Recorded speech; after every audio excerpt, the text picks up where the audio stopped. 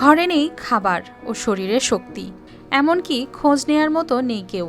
কবে শেষবার এক টুকরো মাংস খেয়েছেন সেটিও মনে করতে পারেন না তারা। এভাবেই ভাঙাচোরা টিনের ঘরে ক্ষুধা আর অসহায়ত্বকে সঙ্গী করে কাটছে এই বৃদ্ধ দম্পতির জীবনের শেষ সময়গুলো। ঝিনাইদহ সদর উপজেলার আর্যনারায়ণপুর গ্রামের গাছপালা ঘেরা ছোট্ট এক ভাঙাচোরা বাড়ি, যেখানে ঝুঁকে পড়েছে টিনের চাল, কোথাও বাঁশের চটা দিয়ে ঠেকে রাখা হয়েছে দেয়াল। এখানেই থাকেন বৃদ্ধ আয়ুব আলী ও খোদেজা। একসময় কৃষিকাজ করেই সংসার চালানো আয়ুব আলীর ছিল 4 মেয়ে ও 2 ছেলে।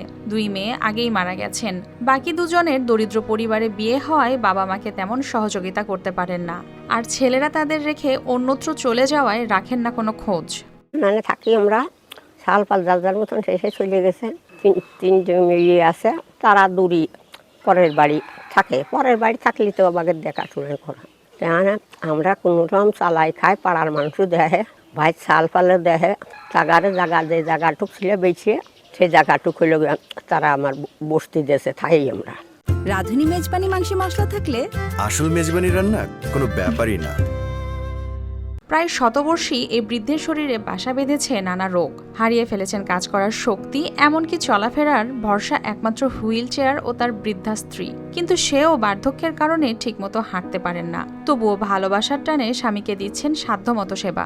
মাথার সমস্যা বড় সমস্যা, বসলে উঠতে পারিনি, চলতে পারিনি, হাঁটতে পারিনি, মাথার থেকে পাটা সব অবশ্যই থাকে। দেখাশোনা করে আমাদের সারা সল ফল পাড়ার প্রতিবাসী, আমার সাইনরাও দেখে তুই বাকিটাকে বলি কলি না করে না তারা।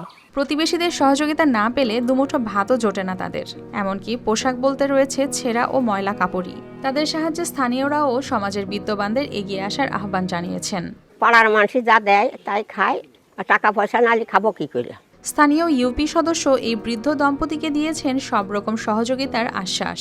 আমার ইউনিয়ন পরিষদের তো যতটুকু যাই পারি ততটুকুই তার দেওয়ার জন্য আমি চেষ্টা করি। এইভাবে যদি কোনো সরকারিভাবে কোনো সাহায্য সহযোগিতা যদি সে পায়, তাহলে আমি এইটার জন্য করি যাতে সাহায্য সহযোগিতা সে পায়। জীবনের শেষ প্রান্তে এসে তাদের চাওয়া খুব বেশি নয়, মাথার উপর নিরাপদ একটি ছাদ ও দুবেলা পেট ভরে খাবার। তাদের এই অসহায় আর্তনাদ সমাজে কতটা নাড়া দেয় সেটি এখন দেখার বিষয়। News desk, RTV।